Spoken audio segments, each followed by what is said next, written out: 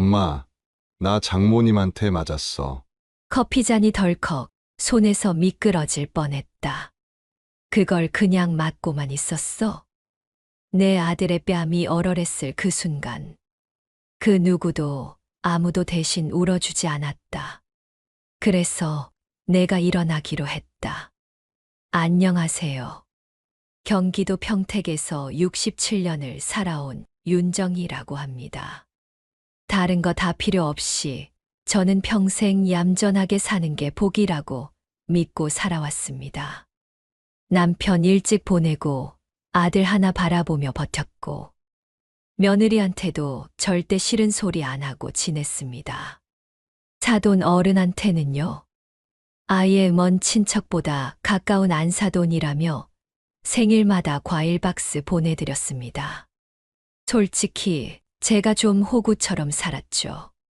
아들은 30 중반 넘어서 겨우 결혼했고, 며느리도 요즘 애들답게 자기 표현 강한 스타일이었지만, 그것마저 요즘 애들 다 그렇지 하고 넘기며 그저 잘 지내고 싶었습니다. 그런데 말입니다. 그날 제 아들이 맞고 들어왔습니다. 그것도 며느리, 친정엄마, 즉 안사돈한테 싸대기를 맞고요. 내가 내 딸을 울렸으니 그 정도는 당해도 싸다. 이 말을 듣는 순간 저는 어느 땐가부터 스스로를 속이고 있었단 걸 깨달았습니다. 제가 조용하니까, 제가 참으니까, 제가 외로워도 모른 척하니까 사람들이 저를 만만하게 본 거더라고요. 그날 이후 저는 결심했습니다. 참는 것도 기다리는 것도 오늘부로 끝이라고요. 지금부터 들려드릴 이야기는 평생을 참아온 한 여자가 자기 아들을 건드린 순간부터 어떻게 변해갔는지에 대한 이야기입니다. 이건 그냥 분노가 아닙니다. 이건 내 새끼 하나 지키기 위한 엄마의 전쟁이었습니다. 제 아들 도윤이는요, 참 조용하고 착한 아이입니다. 어릴 적부터 말썽 한 번 없고 친구 하나 사귀는 것도 조심스럽게 굴던 아이라, 아, 얘는 평생 사람 힘들게 안 하겠다 싶었죠. 그런 아들이 23살에 아버지를 먼저 떠나보내고 군대 제대하자마자 공장에 들어갔습니다. 입사 초엔 야간조 뛰고 주말마다 쉬는 날 없이 일했어요. 제가 한 번은 그랬어요. 야야, 너무 무리하지 마. 건강 먼저 챙겨야지. 그랬더니 엄마, 내가 아빠 목까지 해드려야죠 하더라고요. 그 말 한마디에 눈물이 왈칵 났지만 티도 안 내고 그래. 우리 도윤이 최고다 하면서 등을 두드려줬습니다. 그렇게 열심히 살았던 아들이 30 넘어서 수진이를 만났습니다. 지금 제 며느리죠. 처음 수진이를 봤을 때 인상이 참 좋았어요. 말투도 공손했고 옷차림도 단정했고요. 요즘 애답지 않다, 괜찮다 싶어서 그 흔한 시어머니 테스트 같은 것도 안 했습니다. 결혼하고 몇 달은 무탈했어요. 제가 반찬해서 보내면 감사합니다 문자도 오고, 명절에는 같이 차례도 지냈고요. 그런데요, 이상하게도 시간이 갈수록 분위기가 조금씩 달라지기 시작했습니다. 제 아들은요, 퇴근하면 진짜 피곤한 얼굴로 들어오거든요. 공장 일이라는 게 하루 종일 서 있고, 여름엔 더위 먹고, 겨울엔 기계 돌다 손이 얼기도 해요. 그런데 며느리는 늘 그랬어요. 자기야, 왜 요즘은 나한테 애정 표현이 없어? 예전엔 나 보면 웃더니 요즘은 피곤하단 말만 해. 솔직히 듣고 있으면 속이 타요. 아들이 사람이 아니고 로봇도 아닌데, 그 피곤한 와중에도 마트 가서 장 봐오고, 청소기 돌리고 분리수거도 하고, 그걸 제가 봤거든요. 근데 어느 날 제가 며느리한테 조심스레 말했어요. 수지나 도윤이가 요즘 일이 많아서 그래. 조금만 이해해줘. 그랬더니요. 그 웃음 많던 애가 확 굳은 얼굴로 어머니는 항상 도윤이 편이세요. 하더라고요. 그 순간 어질하더라고요. 내가 너 편 아닌 적 있었니? 그 뒤로는 제가 반찬을 들고 가도 아, 요즘엔 제가 음식 해 먹어요. 하며 문 앞에서 받기만 하더라고요. 마주 앉아 이야기 나누는 건 언제부턴가 사라졌습니다. 그렇게 몇 달이 지나고 결정적인 사건이 생기기 전날 밤이었습니다. 아들이 집에 와서 푹 쓰러지듯 소파에 앉더니 엄마, 나 진짜 요즘 너무 피곤하다 그러더라고요. 그래서 제가 말했죠. 야, 애 보느라 수진이도 힘들지. 서로 토닥토닥 해가며 살아야지. 그 말을 들은 아들이 가만히 웃었어요. 근데 그 웃음이 참 이상했어요. 뭔가 자포자기한 것 같은 웃음. 그제야 알겠더라고요. 우리 아들 집에서도 마음 놓고 쉴 수 없는구나. 그날 밤 며느리는 또 친정에 갔습니다. 안사돈이 그러더군요. 딸이 우는 목소리로 전화 왔다고요. 그리고 그 다음 날, 제 아들은 싸대기를 맞고 돌아왔습니다. 그 일이 벌어지기까지 저는 단 하루도 며느리를 미워하지 않았습니다. 하지만 그날 뭔가가 부서지는 소리가 났습니다. 제 안에서요. 그리고 저는 결심했습니다. 이제부터는 누가 잘못했는지 정확히 보여줘야겠다고. 그날은 평범한 일요일이었습니다. 아들은 늦잠도 못 자고 오전 9시에 일어나 어린 손주 데리고 어린이집 체험 수업에 다녀왔고, 며느리는 화장대 앞에 앉아 화장하는 유튜브를 보고 있더라고요. 도윤아, 나 이따가 친구들이랑 점심 약속 있어서 애기 좀 봐줘. 아들은 그래 하고 별말 없이 나갔고, 오후 2시쯤 애랑 같이 땀범벅이 돼서 돌아왔어요. 근데 집에 오니까 며느리가 뭐라는 줄 아세요? 어머, 얘 왜 이렇게 땀을 흘려? 당신 대충 본 거 아니야? 나 애 맡긴 건데 좀 더 신경 써주지. 그 말 듣고 아들 얼굴이 순식간에 굳는 게 느껴졌습니다. 아무 말도 안 하고 방에 들어가 샤워하더라고요. 그날 저녁 저는 도윤이한테 미역국 끓여서 보냈습니다. 몸보신 좀 하라고요. 근데 그날 밤 며느리가 저한테 전화를 했습니다. 어머니, 다음부터는 음식 안 보내주셔도 돼요. 요즘은 도윤이한테 자꾸 엄마가 먼저 챙기니까 제가 좀 불편해요. 불편. 그 말을 듣고 저는 그냥 그래, 알겠다 하고 전화를 끊었습니다. 그날 처음으로 마음에 스크래치 같은 게 남더라고요. 며칠 후 아들이 퇴근하고 저녁에 잠깐 들렀습니다. 저는 조심스럽게 물었죠. 수진이랑 요즘은 어때? 무슨 말 다툼은 없는 거지? 그랬더니 아들이 그냥 웃기만 하더라고요. 근데 그 웃음이 너무 익숙했어요. 내가 남편 살아생전 서운할 때마다 참을 때 짓던 그 웃음. 그냥 포기하는 사람들만 짓는 그런 웃음. 다음 날 며느리는 또 친정에 갔습니다. 원래 일주일에 한두 번 다녀오곤 했지만 이날은 무슨 일이 있었는지 밤늦게까지 집에 안 들어왔습니다. 그리고 그 다음 날 점심 무렵 저는 시장에서 반찬을 사고 있었는데 아들이 전화를 걸어왔어요. 엄마, 나 방금 장모님한테 맞았어. 뭐? 그냥 갑자기 기다리고 있다가 딱 한 대 때리고 갔어. 심장이 철렁 내려앉았습니다. 이건 아무리 생각해도 실수가 아닌 겁니다. 저녁이 되자 아들은 정말로 뺨 한쪽이 붉게 부어 돌아왔습니다. 저는 두 눈으로 보고도 믿기지 않았어요. 도윤이는 말했죠. 엄마, 수진이가 자기 엄마한테 내가 무관심하게 굴었다고 했대. 그래서 자기가 너무 힘들다며 울었다고. 울었다고? 그래서 그 엄마가 남의 아들을 때린다고?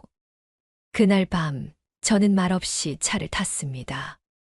그리고 며느리와 안사돈이 자주 간다는 카페 앞에 앉아 있었습니다. 내가 대체 뭘 놓친 건지, 내가 지금 뭘 해야 하는지 정리도 안 됐지만 딱 하나만은 분명했습니다. 이건 사이 안 좋은 시댁 문제가 아니라 누군가 선을 넘은 사건이라는 거. 그리고 그 선을 넘은 사람한테는 반드시 값을 치르게 해야 한다는 것. 그날 밤, 저는 아들 얼굴을 찬찬히 살펴봤습니다. 뺨이 벌겋게 부어 있었고, 코 옆까지 손자국이 번졌더라고요. 도윤아, 정말 내가 장모님한테 맞았다는 거지. 응, 엄마. 내가 식당 앞에서 기다리는 거 보고 그냥 아무 말 없이 와서 왜 내 딸을 울렸냐고 그러고 때렸어. 이게 무슨 말입니까?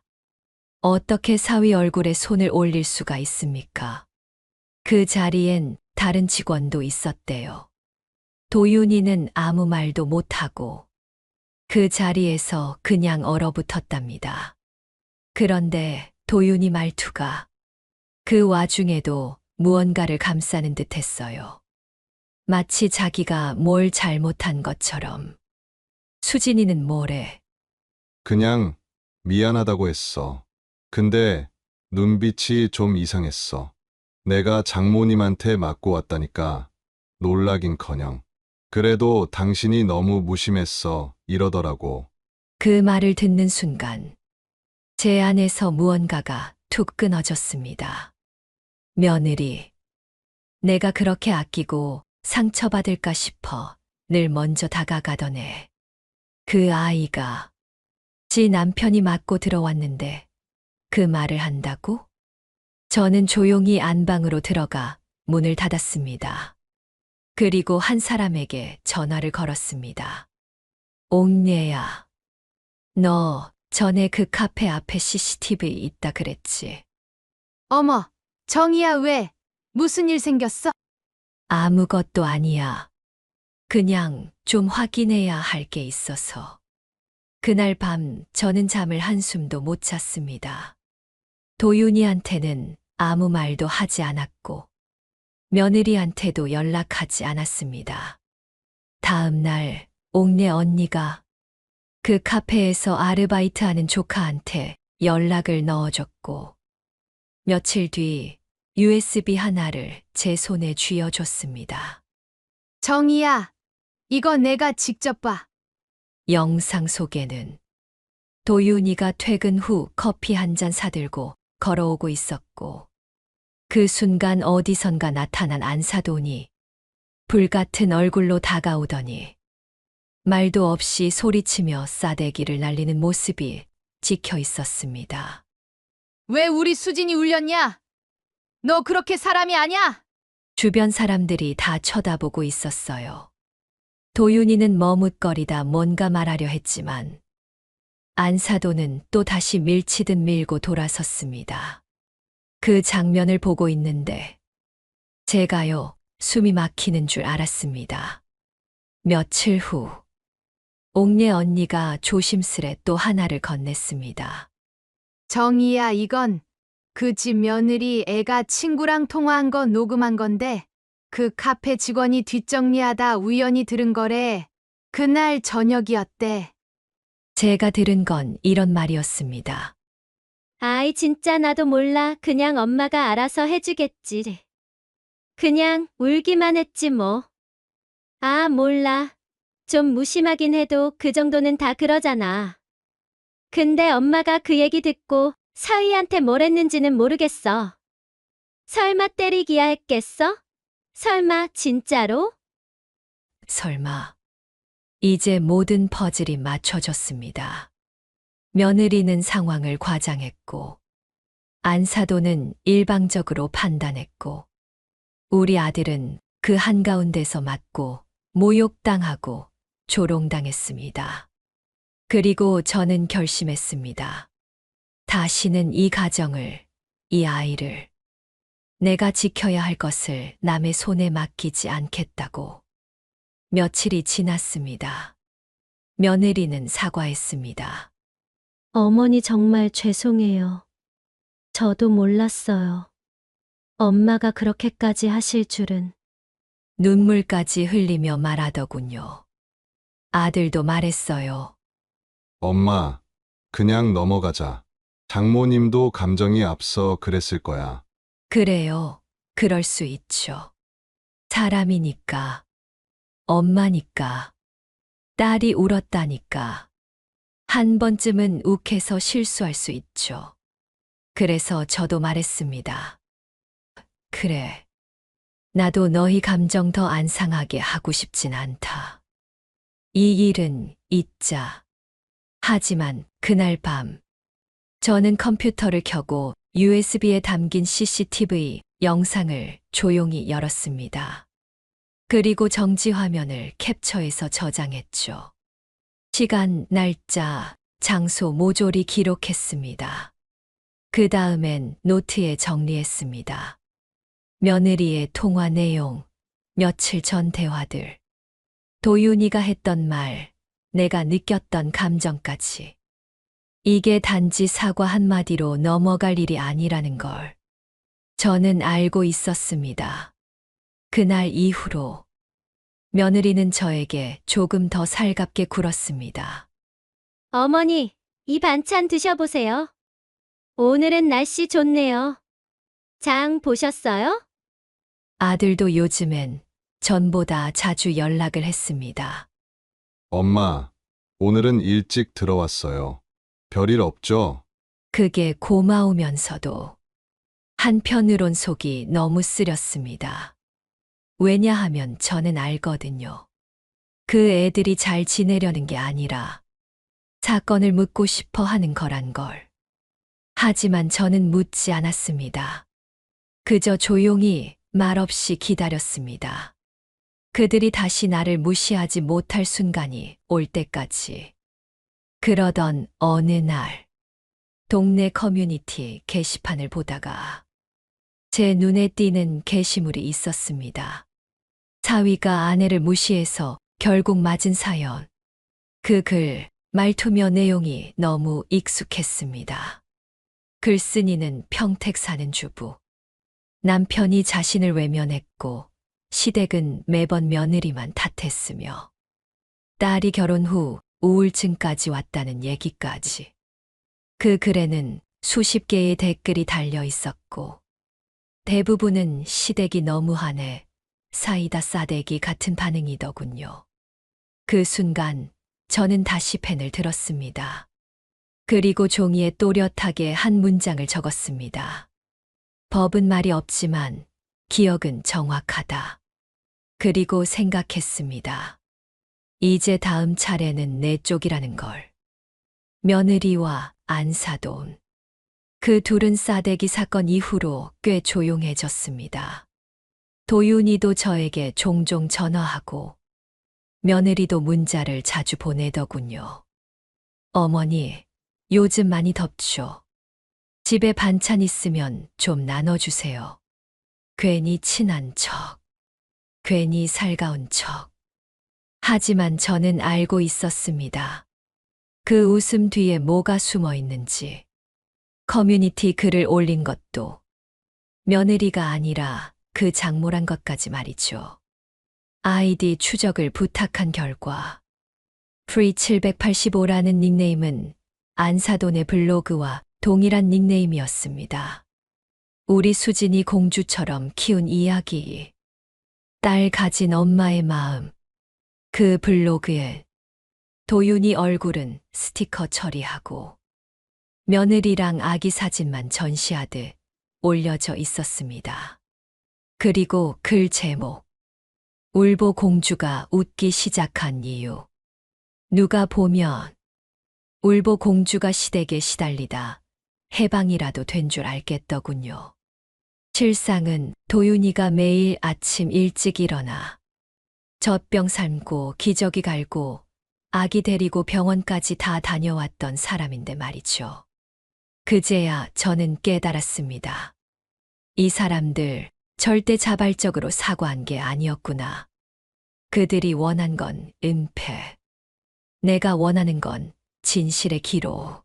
그날 밤 저는 박스 하나를 꺼내 USB 통화 녹음 파일, 캡처한 커뮤니티 글, 그리고 블로그 화면까지 전부 인쇄해 넣었습니다. 그리고 맨 위엔 한 장의 메모. 진심 없는 사과는 또 다른 모욕이다. 며칠 후 동네 커뮤니티에서 저를 아는 지인이 한마디를 흘렸습니다. 정희 씨, 그 집 사돈이 무슨 커뮤니티 글 올렸던 거 아시죠? 예, 뭐, 시댁 때문에 딸이 힘들었느니 그런 식으로 적었더라고. 사람들 댓글로 사이다 이러던데 이상하잖아? 내가 볼 땐 그 집 아들이 훨씬 더 성실한 애던데 말이야. 소문은 돌기 시작했고 장봐가던 시장 아주머니들 사이에서도 말이 나기 시작했습니다. 도윤이 그 집 왜 며느리만 피해자인 척하지? 그 시어머니 되게 얌전하고 깔끔하신데 무슨 일이 있었길래? 그렇게 작은 불씨 하나가 서서히 번져나가기 시작했습니다. 그리고 며칠 후 안사돈이 제게 전화를 걸어왔습니다. 처음엔 짐짓 차분한 목소리였습니다. 안사돈 지난번 일은 내가 좀 과했지. 그래도 자식 일엔 눈이 멀 때가 있잖아. 그럴 수 있죠. 근데 요즘 커뮤니티가 좀 이상해. 우리 수진이 이야기 자꾸 도는 것 같아. 혹시 안사돈이 뭐 퍼뜨린 건 아니지? 그 순간 제 입꼬리가 미세하게 올라갔습니다. 퍼뜨리다니요. 전 그냥 사실이 좀 알려졌으면 좋겠다는 마음뿐이죠. 사실이요? 네. 내 아들이 맞은 것도 사실이고 사과 한마디로 끝내려던 것도 사실이니까요. 그 순간 안사돈의 목소리가 조금 높아졌습니다. 이봐요. 안사돈. 이거 그냥 우리끼리 잘 풀면 되는 일이었잖아. 괜히 키우지 말고 가족끼리 일은 가족 안에서 끝내요. 저는 단호하게 말했습니다. 누가 가족이라 그랬어요? 내 아들을 함부로 때린 사람과 그걸 눈 감고 지켜본 사람들. 그런 사람들은 가족 아닙니다. 그 순간 전화기 너머에 서서 긴 정적이 흐르다 뚝 전화가 끊겼습니다. 그날 밤 저는 다시 박스를 열고 새 종이를 한 장 추가로 넣었습니다. 이제 시작이다. 며칠 후 안사돈이 직접 집으로 찾아왔습니다. 사전 연락도 없이요. 정희 씨, 얘기 좀 하자. 아니, 이게 뭐 하는 짓이야? 우리 수진이 요즘 잠도 제대로 못 자고 병원까지 갔다 왔다고. 저는 조용히 찻잔을 내려놨습니다. 커피라도 한 잔 하실래요? 지금 커피 마시자는 거야? 당신 정신이 있는 거야? 정신 너무 멀쩡해서 탈이에요. 당신은 멀쩡한 정신으로 남의 아들 뺨을 때렸잖아요. 안사돈의 얼굴이 붉게 달아올랐습니다. 그리고 성큼 제 앞으로 다가오더니 이렇게 말하더군요. 그래. 때렸어. 근데 내가 그때 우리 딸이 밤새 울었다는 얘기를 듣고 얼마나 속이 끓었는지 알아? 그래서요? 당신 아들이 그 애를 얼마나 무시했는지. 그 무시라는 게 퇴근하고 피곤해서 말이 없었다는 거잖아요. 말을 그렇게 비꼬지 마. 비꼬는 게 아니라 당신 딸이 울었다는 이유로 내 아들을 공개된 장소에서 때리고도 당신은 지금 그럴 수도 있다고 하고 있는 거잖아요. 잠시 안사돈의 입에서 말이 멈췄습니다. 그 틈을 제가 이어받았습니다. 그날 상황 CCTV로 다 봤어요. 카페 직원이랑 알죠. 그리고 수진이가 친구한테 전화한 내용도 들어봤어요. 거기서 뭘 하던가요? 나도 몰라. 엄마가 알아서 하겠지. 그 말 듣고 당신 내 아들한테 손찌검했어요. 순간 안사돈이 당황한 기색을 감추지 못하며 말했습니다. 그건 내가 전부 듣고 한 게 아니라 그러니까요. 안 듣고 안 확인하고 때렸다고요. 남의 아들을, 남의 귀한 아들을요. 순간 목이 메었습니다. 하지만 저는 눈 하나 깜빡이지 않았습니다. 도윤이 아버지 돌아가시고 저 애 15세 공장 들어갔어요. 토요일도 없이 일했어요. 명절 하루 쉬는 날도 오토바이 타고 배달 알바했어요. 그렇게 피땀 흘려 모은 돈으로 수진이 결혼 예물 맞췄고 첫돌 아기 사진도 스튜디오에서 찍어줬어요. 근데 당신은 그런 애를 사람들 많은 데서 싸대기를 때렸어요. 그리고 지금은 뭐 그럴 수도 있다고요? 정희 씨, 그만해. 내가 사과했잖아. 수진이도 아니요. 수진인 사과 안 했어요. 눈물 연기했지. 그 애가 진심이었다면 자기 엄마가 남편 뺨 때린 걸 그냥 넘겼을 리 없쇼. 이제 안사돈의 얼굴이 굳었습니다. 그제서야 알아차린 거겠죠. 제가 예전 그 순한 시어머니가 아니라는 걸요. 그리고 저는 마지막으로 말했습니다. 저는요, 조용히 사는 게 인생의 정답이라고 믿고 살았어요. 근데 당신 같은 사람들은 조용한 사람한테 먼저 선을 넘는다는 걸 이번에 배웠습니다. 안사돈은 아무 말도 못한 채 문을 박차고 나갔습니다. 이게 진짜 시댁이 이래서 문제야. 가는 길에도 자기 딸 편만 들며 분을 사귀지 못하는 눈치였습니다. 저는 천천히 문을 닫고 안방 서랍에서 준비해둔 서류 봉투를 꺼냈습니다. 그 안엔 제가 몇 주간 모아둔 자료들이 있었죠. CCTV, 영상 캡처, 장모님의 커뮤니티, 글 PDF, 수진이 친구와의 통화 녹음 요약본, 도윤이의 진술 기록 초안, 그리고 이혼 조정 사전 상담 신청서. 며느리 수진은 여전히 제가 이해해주는 시어머니일 거라 생각하는 눈치였습니다. 며칠 전에는 일부러 찾아와 떡도 돌리더군요. 어머니, 이거 저희 엄마가 해드리래요. 송편이에요. 겉으로 웃고 있었지만 제 눈엔 그 웃음 뒤에 있는 불편한 계산이 다 보였습니다. 그날 밤 도윤이가 제게 말했습니다. 엄마, 장모님이 글 내리긴 했대. 수진이도 요즘 많이 조심하려고 하고 그냥 좀 덮고 살면 안 될까? 저는 조용히 아들의 손등을 잡았습니다. 도윤아, 덮고 사는 건 내가 할 수 있어. 근데 내가 그렇게 살면 안 돼. 너한테만 계속 덮으라 그러면 넌 결국 어디까지 지워지겠니? 넌 그런 사람이 아니야. 내 아들이 맞으면서도 말 한마디 못 꺼냈던 그날. 내가 얼마나 부끄러웠는지 알아? 내가 낳은 애가 세상 앞에서 그렇게 움츠러들었다는 게 너무 미안했어.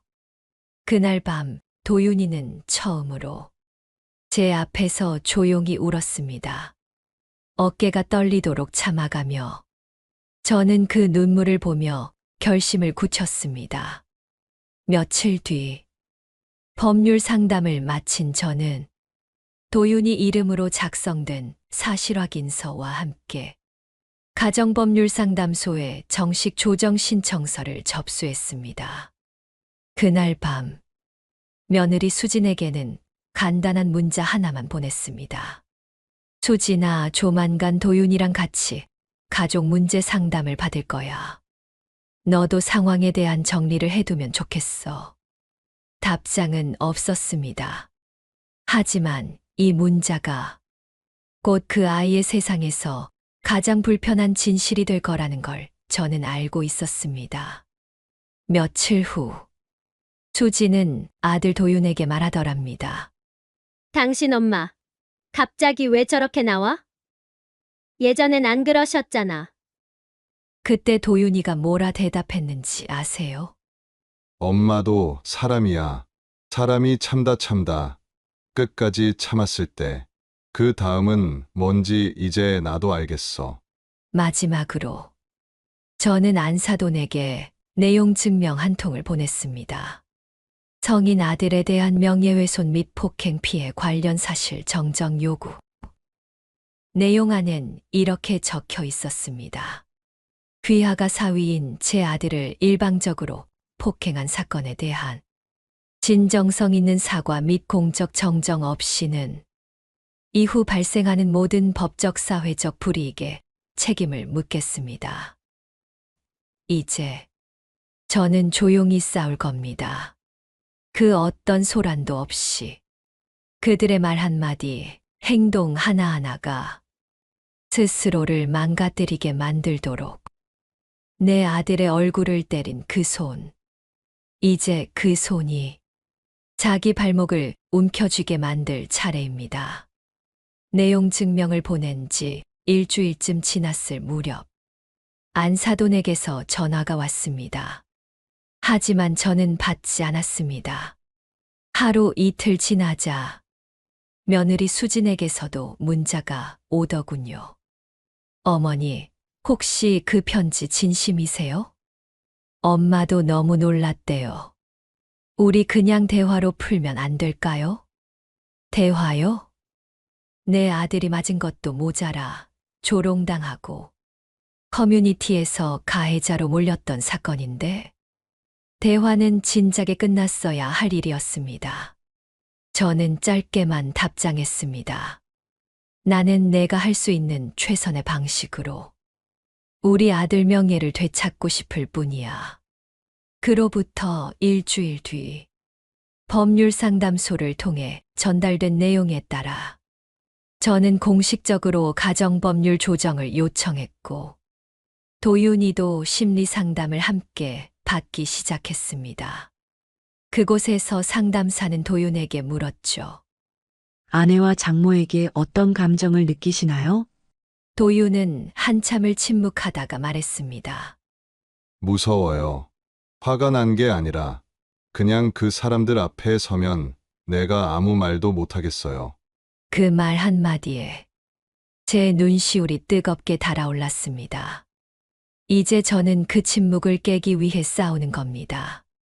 며칠 뒤 커뮤니티에 올라왔던 문제의 게시글 캡처와 CCTV 영상 일부가 익명의 계정으로 다시 퍼졌습니다.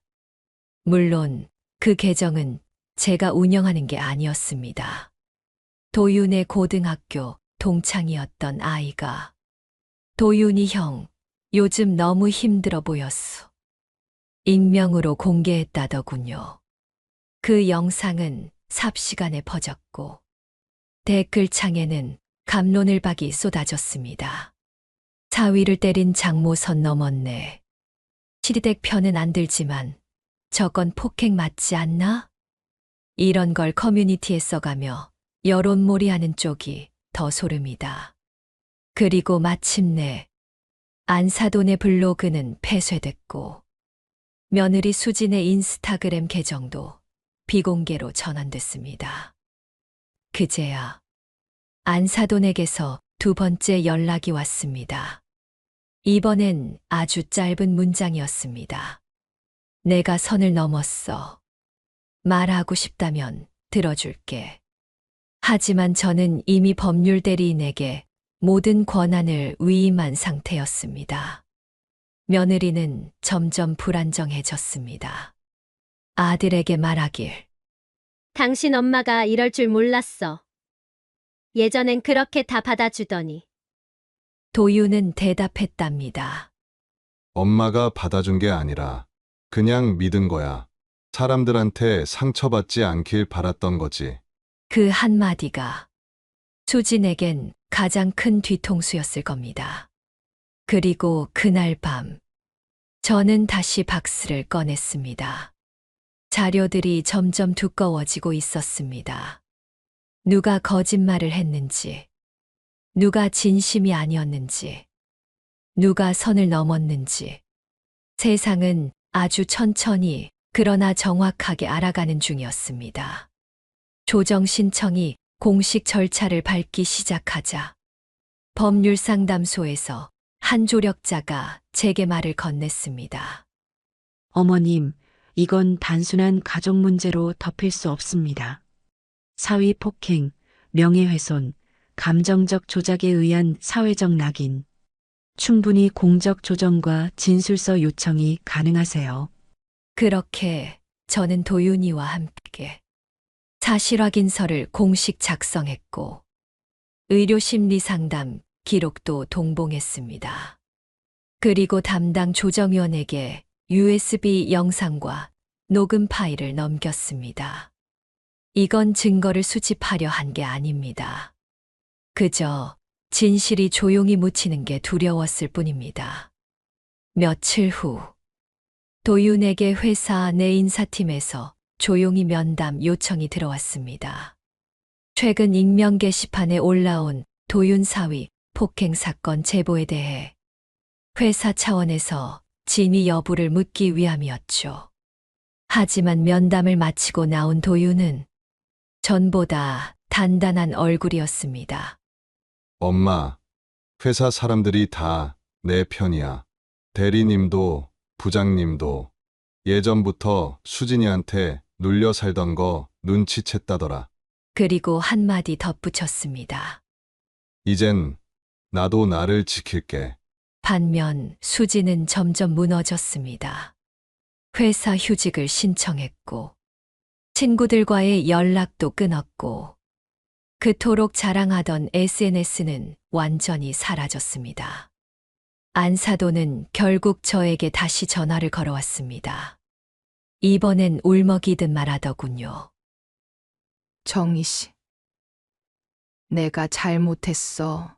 정말 그땐 눈이 멀었었나 봐. 그냥 수진이랑 도윤이 이혼 같은 건 안 하게만 어떻게 좀 안 될까? 그제야 저는 조용히 입을 열었습니다. 그건 두 사람이 결정할 일이에요. 저는 이제 대신 울어주는 사람 말고 지켜주는 사람이 되려고요. 마지막으로 저는 도윤에게 말했습니다. 이제 더는 뒤로 숨지 마라. 엄마가 너한테 바라는 건 딱 하나야. 스스로를 존중해. 그리고 내 아이 앞에서 당당한 아버지가 돼. 도윤은 고개를 끄덕였습니다. 그 표정엔 더 이상 주저함이 없었습니다. 며칠 뒤 가정조정센터로부터 최종 조정 통지서가 도착했습니다. 당사자 간 상호 존중, 기반 재정비 필요. 향후 동일한 폭력 상황 발생 시 형사 조치 가능. 법적 구속은 없었지만 모든 서류는 공식 기록으로 남게 되었습니다. 이제 그들은 다시는 아무렇지 않게 말하지 못할 겁니다. 딸이 울었다. 시댁이 무심했다. 공주처럼 키운 딸이 불쌍했다. 그 말 뒤에 숨겨질 진짜 가해자의 얼굴, 이제 모두가 알게 됐으니까요. 며칠 후, 동네 작은 카페에서 우연히, 아니 어쩌면 일부러 마주치게 된 자리였습니다. 안사돈이 들어오자마자 눈을 피하려 했지만 제가 먼저 말했죠. 앉으세요. 오늘은 도망치지 마시고 제대로 들어보세요. 안사돈은 고개를 숙이고 말했습니다. 정희 씨, 나 너무 부끄럽고 미안해. 그땐 정말 내 정신이 아니었어. 아니요. 그땐 정신 너무 똑바로였죠. 한복 입은 내 아들 뺨을 때릴 때 당신 팔에 아무런 주저함도 없었어요. 그 순간 카페 안은 숨소리 하나 없이 조용해졌습니다. 안사돈의 눈물이 주르륵 떨어졌고 테이블 아래에서 천천히 무릎을 꿇었습니다. 미안해요. 제발, 우리 수진이 인생만은 망가지지 않게 해줘요. 딸 바보였어요. 나 나만 너무 편들었어요. 사람들의 시선이 느껴졌지만 저는 차분히 대답했습니다. 저도 엄마예요. 근데 저는 내 새끼가 맞았을 때도 그 아이가 잘못했는지부터 먼저 물어봤어요. 당신처럼 그냥 주먹부터 날리지 않았어요. 안사돈은 고개를 떨구고 엉엉 울었습니다. 바닥에 손이 닿도록 구겨진 사람처럼. 그 모습을 보며 저는 차가운 목소리로 마지막 말을 건넸습니다. 이제라도 진심이라면 그 무릎 꿇은 거 내 아들 앞에서 하세요. 그게 진짜 사과니까. 그리고 저는 조용히 일어나 카페 문을 열고 나왔습니다. 밖은 맑고 햇살은 따뜻했으며 나는 처음으로 진짜로 숨이 쉬어졌습니다. 요즘 저는 아침마다 베란다 창문을 열어두고 작은 화분에 물을 주는 걸로 하루를 시작합니다. 예전엔 늘 바쁘게 움직이며 누군가를 챙기고 걱정하고 혹시 내가 뭘 더 잘해야 하나 자꾸만 제 탓을 하며 살았던 것 같아요. 그런데 이제는 압니다. 내가 너무 참았다는 걸. 그리고 그게 결코 어른스러운 일만은 아니었다는 걸. 도윤이는 지금 아이와 함께 살 집을 다시 알아보며 새로운 삶을 준비하고 있습니다. 수진과는 조정 끝에 각자 시간을 갖는 중이라며 본인도 이제 감정에서 자유로워지고 싶다고 말했습니다. 그 말을 듣고 참 많이 울었습니다. 안쓰러워서가 아니라 이제야 제 아들이 자기 인생을 살려고 결심했다는 게 너무 고마워서요. 안사돈은 결국 공식적인 사과문을 작성해 보냈습니다.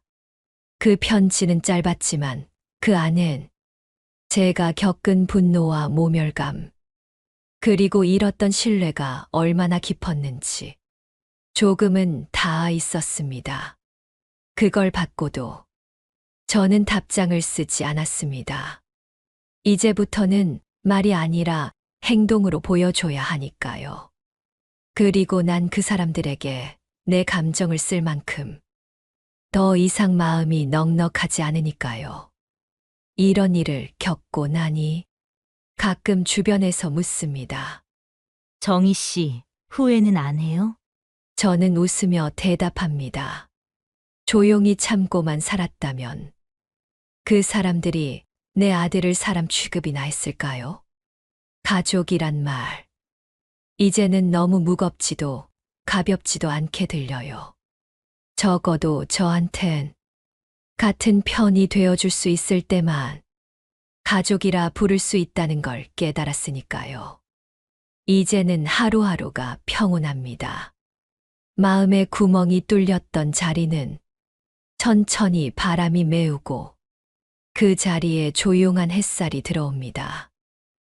혹시 이 영상을 보시는 분들 중에도 참아야만 좋은 사람이라고 믿고 살아오신 분이 있다면 꼭 말씀드리고 싶어요. 참는 것보다 더 어려운 건 자신을 지키는 일이라는 걸요. 그리고 당신을 지켜줄 수 있는 단 한 사람은 결국 당신 자신뿐이라는 걸요. 저는 오늘도 작은 커피포트에 물을 끓이며 생각합니다. 그땐 참 힘들었지만 지금은 괜찮다.